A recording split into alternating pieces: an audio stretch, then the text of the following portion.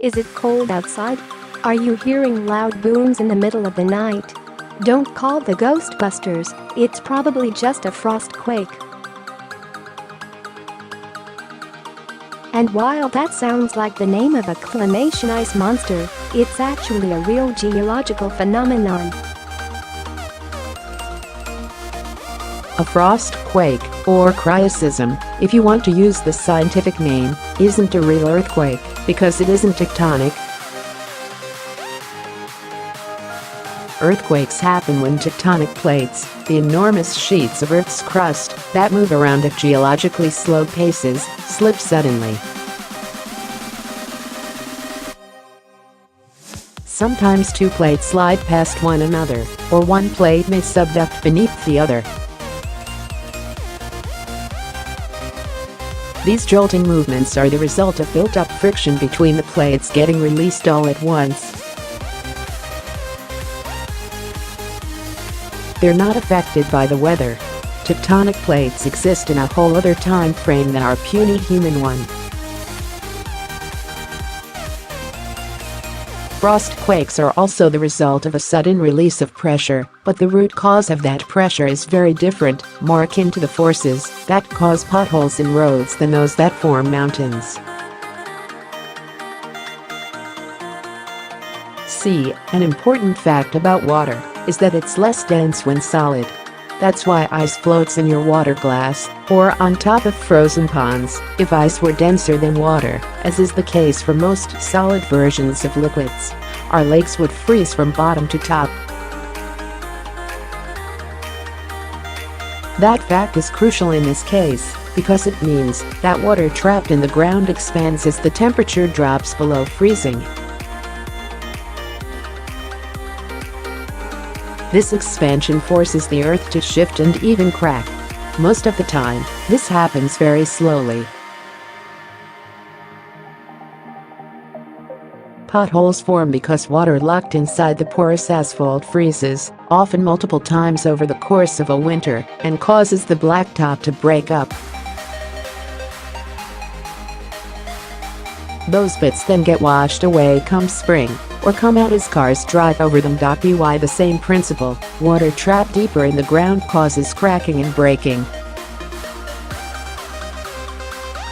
The difference between a frost quake-worthy snap and the gradual crumbling of a pothole is in how fast, deep, and thoroughly the ground freezes. A review of the phenomenon from 2016 notes that frost quakes form during the winter time when the surface temperature undergoes a rapid cooling from above freezing to near sub-0 degrees Fahrenheit. But they require more than just a rapid chill. In their review, geologist Stephen Battaglia and meteorologist David Changman identify 4 key variables that determine whether a frost quake will occur. 1. The area is already prone to frost. Regions with seasonal frost are generally those with high soil moisture, since frost forms from water molecules in the air, but also requires temperatures to drop fairly quickly from above freezing to below. The combination of plenty of moisture plus fast temperature swings also makes an area prone to frost quakes. 2. The ground is saturated with water. There's no earth-shattering if there's no water in the ground to begin with, so to have a frost quake you need plenty of moisture deep in the soil. Saturated dirt is more likely if there's been a thaw recently or some kind of liquid precipitation. It could even be a wintry mix, anything that allows the water to seep into the earth. The more water there is to freeze, the harder the ground can crack open. 3. There's a little bit of snow, but not too much. Having a few inches of snow indicates that there was some kind of precipitation recently. Maybe it was pure snow that had a chance to melt a bit in slightly warmer temperatures, or perhaps there was a wintry mix but turn to snow later. But if you have more than about 6 inches, the snowpack becomes too insulating, preventing the ground from changing temperature drastically. When the air temperature drops, this insulating property is why igloos and other snow-based shelters are effective at keeping you warm, relatively speaking. 4. The temperature has dropped rapidly from near freezing to 0. We are talking Fahrenheit here, not Celsius.